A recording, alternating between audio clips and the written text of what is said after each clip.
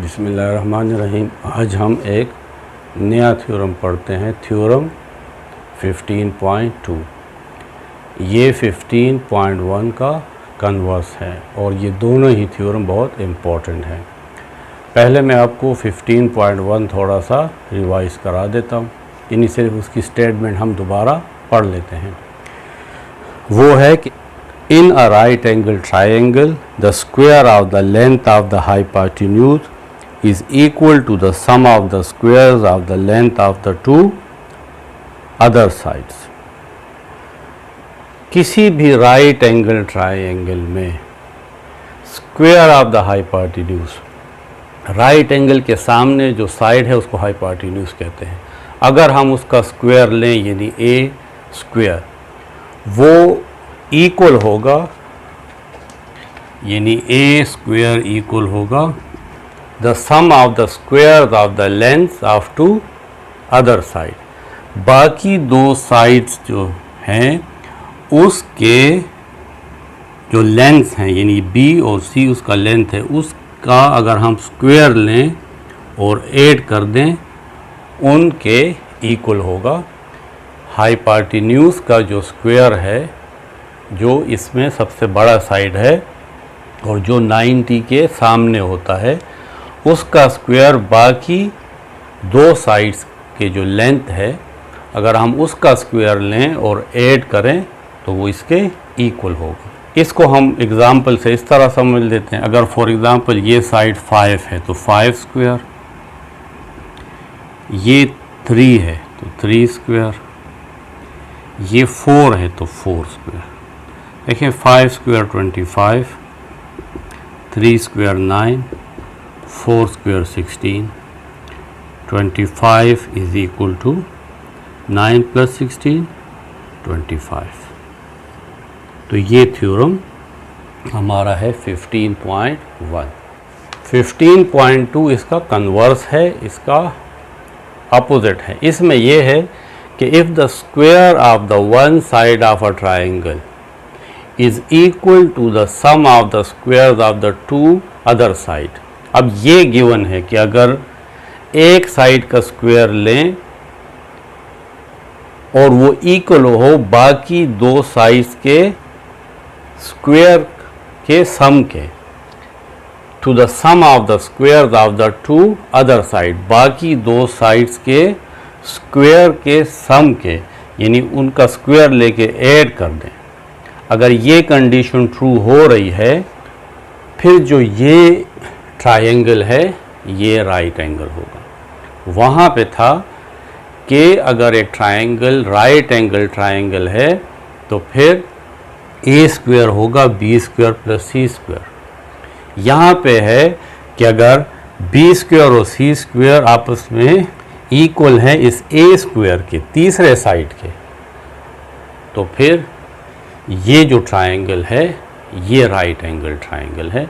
अब हमने प्रूफ करना है कि ये जो ट्रायंगल है ये राइट एंगल ट्रायंगल है। और गिवन क्या है? गिवन ये है कि इस ट्रायंगल का एक साइड का स्क्वायर बाकी दो साइड्स के स्क्वायर के सम के इक्वल है, sum of the square of the two other sides. अब इसमें पहले गिवन क्या है? गिवन में हमारे पास एक ट्रायंगल है A B C. In triangle A B C, इसमें कुछ ये साइड्स हैं,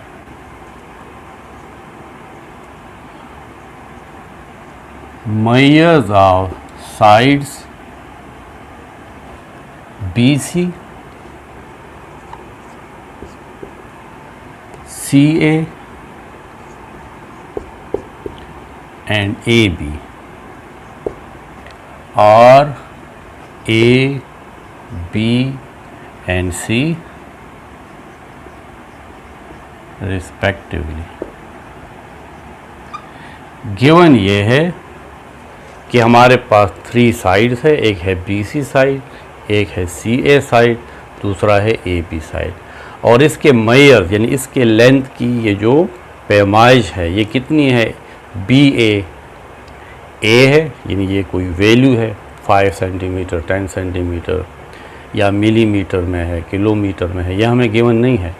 लेकिन हम कहते हैं कि बी सी की जो लेंथ है या उसकी मैयर ए है, सी ए की जो लेंथ है वो बी है और ए बी की जो लेंथ है सी है। रिस्पेक्टिवली का मतलब है कि बितरतीब, यानी बी सी का लेंथ ए है, सी ए का लेंथ बी है, ए बी का लेंथ सी है। ये जिस तरतीब से ये लिखे हैं उसी तरतीब से ये ए बी सी उनके लेंथ है। साथ ये भी है also if the square of one side of a triangle, इस ट्राइंगल के एक साइड का स्क्वायर बाकी साइड का स्क्वायर लेके उसको ऐड कर दें तो इसके इक्वल है, जो मैंने ऑलरेडी लिखा हुआ है। तो ये एक चीज़ है गिवन है कि आपको एक ट्राइंगल गिवन है, उसके 3 साइड्स गिवन हैं।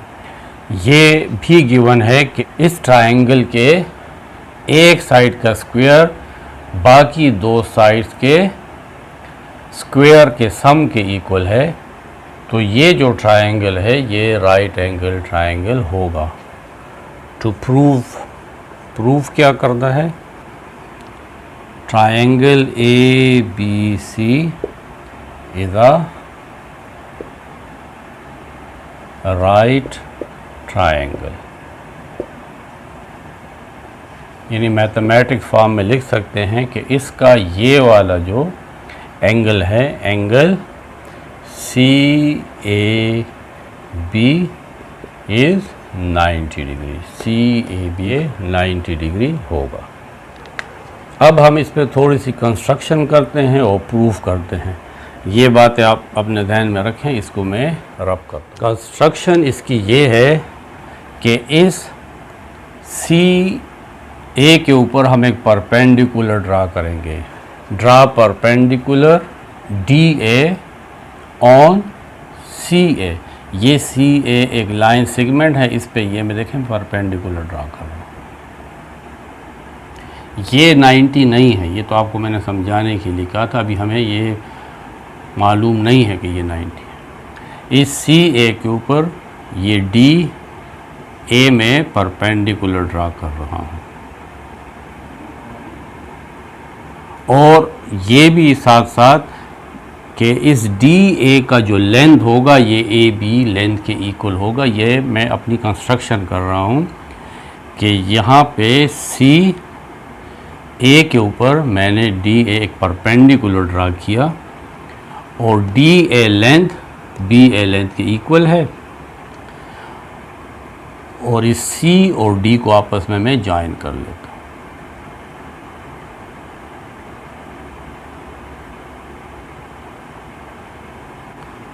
अब इस कंस्ट्रक्शन को मैं लिख लेता हूँ। ड्रा डी ए परपेंडिकुलर, ये परपेंडिकुलर का सिंबल है, on C A such that, और साथ साथ ये बात भी है कि ये जो डी ए है ये कंग्रुएंट है बी ए का। जॉइन सी टू डी, ये कुछ मैंने कंस्ट्रक्शन की थी जो मैंने आपके सामने लिख ली। अब हमारे पास सी ए डी ये एक ट्राइंगल बन गया है और ये राइट एंगल ट्राइंगल है। क्यों राइट एंगल ट्राइंगल है कि मैंने कहा है कि मैंने डी ए सी ए के ऊपर एक परपेंडिकुलर ड्रा किया है, यानी ये एंगल 90 है। Therefore A C D is a right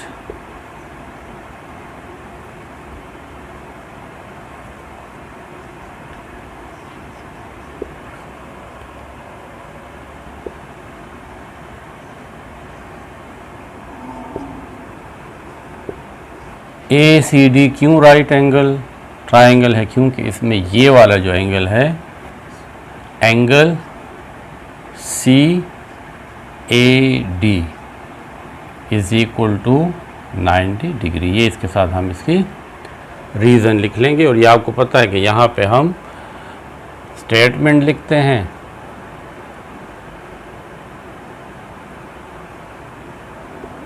और इस साइड पे रीज़न लिखते हैं। अब जब ये राइट एंगल ट्रायंगल है तो बाय पाइथागोरस थ्योरम इसका जो हाइपोटेन्यूज है यानी 90 का जो सामने वाला साइड है वो बाकी दो साइड्स के स्क्वायर के सम के इक्वल होगा। Therefore, measurement of CD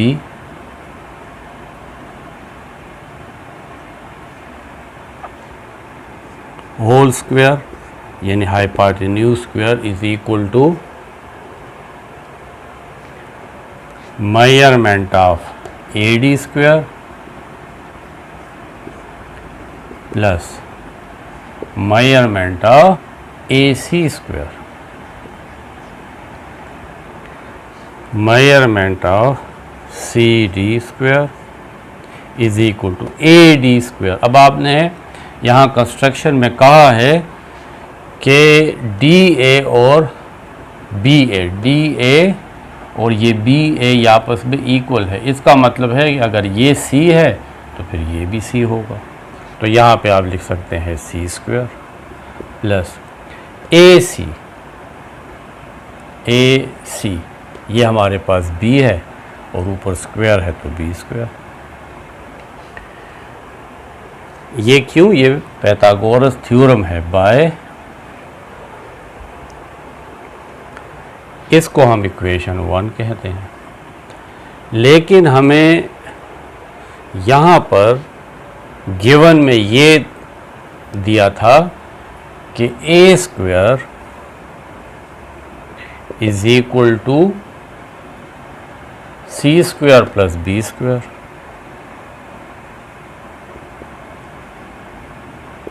जो हमने यहाँ से रब किया है उसमें गिवन में ये गिवन था कि इस ट्रायंगल का जो हाइपोटेन्यूज है उसका स्क्वायर बाकी दो साइड्स के स्क्वायर के सम के इक्वल होगा। जो हमने लिखा था कि A square is equal to B square plus C square, या इस तरह अगर लिखा है कि A square is equal to C square plus B square, ये एक ही बात है क्योंकि इसकी तरतीब बदलने से फ़र्क नहीं पड़ता, सम में हम तरतीब बदल सकते हैं। ये इक्वेशन 2 है। अगर आप इस इक्वेशन 1 एंड 2 को कंपेयर करें, कंपेयर इक्वेशन 1 एंड 2, इक्वेशन 1 में है कि C square plus D square CD square के इक्वल है और यहाँ पे C square plus B square A square के इक्वल है। इसका मतलब है कि जब ये राइट साइड दोनों इक्वेशंस की आपस में इक्वल हैं तो फिर ये लेफ़्ट साइड दोनों इक्वेशंस के भी इक्वल होंगे, यानी CD square is equal to A square. और अगर हम इसका स्क्वायर रूट लें तो इसका मतलब है कि CD measurement is equal to A। तो CD मेजरमेंट हमारे पास किसके इक्वल आ गई? A के। तो ये जो CD मेजरमेंट है ये हमारे पास A के इक्वल आ गई और यही A जो है ये B के भी इक्वल है, यानी आप कह सकते हैं मेजरमेंट B के भी इक्वल है। तो अब तक हमने ये प्रूव कर दिया कि ये जो CD साइड है ये A के इक्वल है। अब आ जाएं इन दो ट्रायंगल में ज़रा करेस्पॉन्डेंस देखते हैं। इन बातों को अब आपने याद रखना है। Now in triangle DAC and triangle BAC, सबसे पहले आप इस ट्रायंगल में देखें CB साइड और CD साइड ये आपस में कॉन्ग्रुएंट है। ये अभी हमने प्रूफ किया है कि देखें दोनों ए के इक्वल हैं। दूसरी बात, सी ए इस ट्राइंगल में भी है और सी ए इस ट्राइंगल में भी है। सी ए साइड एंड सी ए इस दूसरे ट्राइंगल का ये कॉमन है, दोनों में है, तो जाहिर है कि ये एक ही लाइन सेगमेंट है, तो ये आपस में कॉन्ग्रुएंट होंगे। लास्ट में अगर आप इस साइड और इस साइड को देखें, दोनों सी के इक्वल है, क्योंकि हमारी कंस्ट्रक्शन थी कि हमने सी डी को इस बी ए के इक्वल लिया था। D A line segment is congruent to B A line segment के, और ये हमारी कंस्ट्रक्शन थे, दोनों सी के इक्वल है। अगर एक ट्रायंगल के तीनों साइड दूसरे ट्रायंगल के तीनों साइड के कॉन्ग्रुएंट है, तो इसका मतलब है कि ये दोनों ट्रायंगल आपस में कॉन्ग्रुएंट हैं। Triangle D A C and triangle B A C, ये आपस में कॉन्ग्रुएंट है, और इसको हम कहते हैं side side side is congruent to side side side. ये हमारे पास एक पास्टुलेट है कि अगर एक ट्रायंगल के तीनों साइड्स दूसरे ट्रायंगल के तीनों साइड्स के कॉन्ग्रुएंट हैं, तो अब आगे बन करके आप कह सकते हैं कि ये ट्रायंगल तमाम और ये ट्रायंगल आपस में कॉन्ग्रुएंट है। यानी अगर आप इसको काट के इस पे लगा दें तो ये दोनों एग्जैक्टली एक दूसरे को कवर कर लेंगे। अब जब ये प्रूव हो गया कि ये दोनों ट्रायंगल आपस में कॉन्ग्रुएंट हैं, तो फिर इसके बाकी करस्पॉन्डिंग एंगल्स भी कॉन्ग्रुएंट होंगे। तो ये जो ट्रायंगल है ये वाला, इसका ये एंगल सी ए डी ये कॉन्ग्रुएंट होगा एंगल सी ए बी के, एंगल सी ए बी के। और इसके साथ हम लिख सकते हैं कि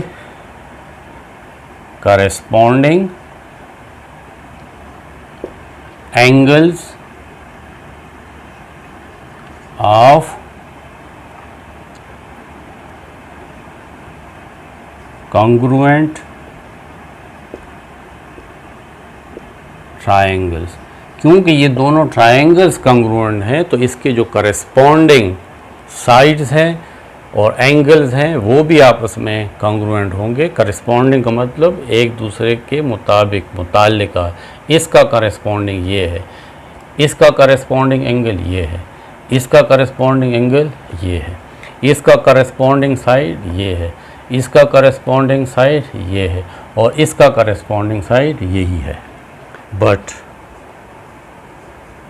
हमने ये कंस्ट्रक्शन की थी कि ये जो ट्रायंगल है, ट्रायंगल सी ए डी, ये तो 90 डिग्री है, और सी ए डी और सी ए बी आपस में कॉन्ग्रुएंट है। इसका मतलब है कि एंगल सी ए बी ये भी 90 का होगा।